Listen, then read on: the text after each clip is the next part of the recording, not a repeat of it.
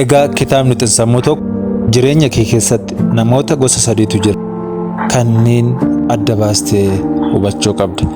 Inni tokkoffaan namoota akka baalaa si waliin jiraatan. Inni lammaffaa namoota akka dameetti si waliin jiraatan. Inni sadaffaa namoota akka hiddaatti si wajjin jiraatan jechuudha. Kana jechuun damee sadiitti hiramaa jechuudha namoonni. Nama akka baalaa, nama akka damee fi nama akka jirmaate jechuudha. Egaa inni tokkoffaan nama akka baalaa yoo jennu maal jechuudha? Egaa kitaabni xiinsammuu tokko akkana jedha. Namoonni akka baalaa jedhaman namoota yeroo rakkoon tokko nama mudatu yeroo muraasatti si biraa dhabaman. Namoonni kunniin jireenya kee keessatti si fayyaduu caalaa si miidhu. Kanaaf namoota akkasiirraa of eeggachuu qabda. Yeroo qilleensi dhufe baala waan ta'aniif sirraa deemu. Yeroo isaan deemanis hin argitu. Kanaaf si gargaaraa fakkaatu garuu si gargaarus humna sin qaban, hamilee sin qaban, beekumsa sin qaban. Kanaafuu namoota akka baalaarraa of eeggachuu qabdaa jedha kitaabni xiinsammuu kun. Inni lammaffaan immoo namoota akka dameeti. Isaan kunniin namoota akka baalaarra fooyyee qabu. Gargaarsa si godhu yeroo gargaarsa gaafattetti si bira dhaabbatu garuu ofii isaaniitii beekanii namummaadhaan si deeggaruu irraa of qusatu. Sababni isaas amala isaaniitu kana waan ta'eef. Egaa amaloota isaan qaban keessaa kan biroo ammoo namoonni akka dameetti si waliin jiraatan kunniin sirraas gargaarsa barbaadu jechuudha. Gargaarsi si godhu gargaarsas sirraa barbaadu jechuudha. Waan si godhaniif deebii sirraa eeggatu garuu si gargaaruuf hayyamamoodha. Isaan kunniin baay'ees barbaachisoo baatu namoota akka baalaa irra faayidaa qabu waan ta'eef namoota akka damee qabaachuunis iddoo tokko tokkotti barbaachisaadha. Inni sadaffaa fi inni dhumaa namoota akka hiddaati.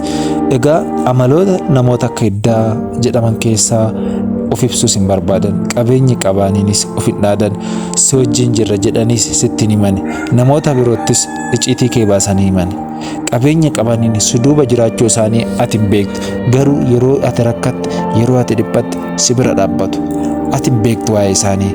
Isaan ammoo waa'ee kee sirriitti beeku jechuudha. Si gargaaruudhaafis ofii isaanii dhoksanii akkati waa'ee isaaniif namoota birootti dubbattu hin barbaadan. Ofii isaanii si dhokfatu, jireenya isaanis baay'ee ifa galeessa godhaniiti hin dubbatan. Miidiyaa irrattis ta'ee namoota birattis icciitiin isaanii dhokataadha. Cal jedhanii milkaa'ina namootaafis ni dhama'u. Kan isaanii milkaa'anii arganiira waan ta'eef karoora kana immoo suuta jedhanii dubbatu. Amala ariifannaa dubbiis hin qaban. Dubbii isaanii keessatti baay'inni jechoota of ana jedhu hin mul'atu jecha nuyi jechuu baay'isu. Milkaa'inni argamettis baay'ee gammachuu isaanii ibsatan. Milkaa'ina kana akka gammadaniifis kan isaan kakaasu namoota isaan gargaaran yeroo milkaa'ina arguun isaanii madda gammachuu isaaniiti jedha kitaabni xiinsammuu. Kanaaf obboleeyyan koo namoota akka hiddaa qabnamoo of biraa, namoota akka damee qabnamoo namoota akka baalaatti nu bira jira. Amaloota namoota of biraa qabnu sirriitti xiinxalluu qabna. Kan biraa immoo nutis namootaaf amala baalaa qabnamoo amala namoota akka hiddaa san qabnamoo amala namoota akka damee qabna. Kanaafuu amaloonni namoota waliin jiraannu baay'ee murteessaadha. Kanaafuu jireenya kee keessatti milkaa'ina namoota hedduutiif hiriyyaan gaachana jedhu miiree. Kanaafuu hiriyyaa gaachana sii ta'u namoota akka amala baalaa qaban irraa fagaachuun nurra jiraata. Kanneen akka amala damee qabatanis baay'ee barbaachisummaan xiqqoodha. Maaliif waan si godhaniif ofimu waan ta'e kana goone irraa fi barkana goonee fi isaan nu jijjiiramanii natu kana godheef jedhanii waan ibsaniif baay'ee barbaachisummaa isaanii baay'ee xiqqaadha.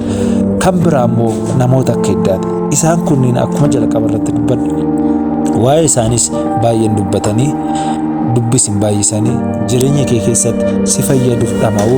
Si fayyaduu kanaaf yeroo dhamanis ofii isaanii sitti himanii jechuudha. Kanaafuu namoota akka amala kanaa qabanitti dhiyaachuun baay'ee murteessaadhaas. Nutis namoota akka amala isa sadaffaa kana qabaachuutu nurraa eegamaa isiniin jedha. Dhugaa dubbachuu yoo jenne namoonni har'a amala damee qabanis baay'eedha. Isa caalaa garuu namoonni yeroo ammaa kana yookiin baroota ammaa kana keessa baay'atan namoota amala baalaa qaban. Si gargaara fakkaatu garuu yeroo gargaarsaa of biratti hin argatu. Si gargaaruufis eeyyamamaa miti. Garuu afaanis si sobuu danda'u. jireenya isaanii keessatti milkaa'inni kee caalaa gadda keetu isaan gammachiisa jechuudha. Kanaafuu namoota amala baalaa qaban irraa fagaachuu qabna. Kanneen si soban, kanneen si fakkaatanii si duubaan sooraan isaan kunniin amala gaarii hin qaban waan ta'eef namoota akka amala akkasii qaban irraa fagaachuu qofa osoo hin taane sirriitti irraa of eeguu qabna jechuudha. Si gargaaraa fakkaatu jireenya kee keessatti dhufanii balaa malee milkaa'inni tokkos wanni isaan dabalan hin jiran. Kanaaf obboleeyyan koo namoota amala baalaa qabantu baay'ata. Mee hiriyoota kee namoota meeqa qabda? Namoota san kanneen keessa namoonni amala hiddaa qaban, amala damee qabanis, amala baalaa qabanis xiinxalla godhiif. Viidiyoon kunis baay'ee isin fayyada jedhee yaada. Kan nu fayyadu irra caalatti namoota amala hiddaa ta'an akka ta'e ergaa kana keessatti isinii dabarsaa jira. Namoonni amala damee qabanis si gargaaruu icciitii isaanis baasanii namoota biroottis waan himaniif akkasuma kan isaanis ni himu jechuudha.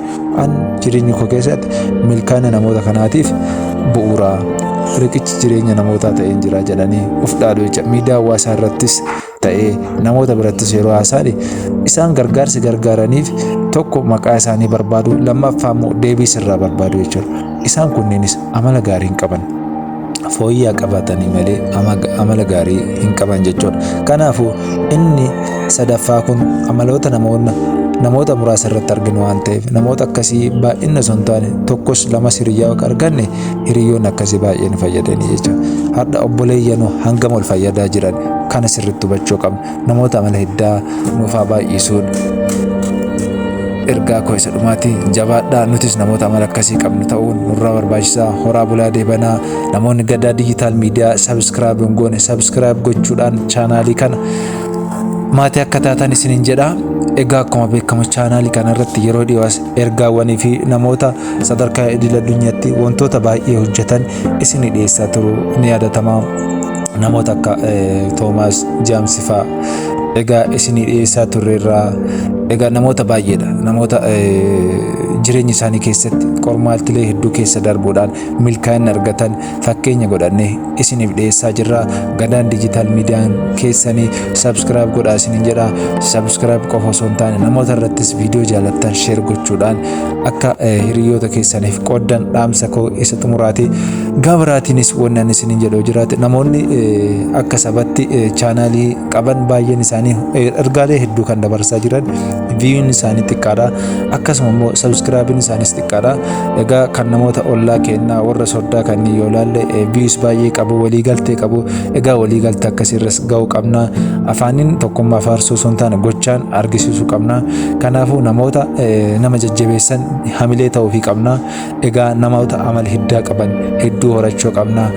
Nu keessa immoo namoota akka amala baalaa qabantu baay'ata dhugaa dubbachuudhaaf. Namoota sirraa waa barbaadu sirras waa dhaban si gargaaruuf fedhii qabanii. Egaa amaloonni akkanaa nu keessa waan baay'atuuf irraa of qusachuu qabna isiniin jedha.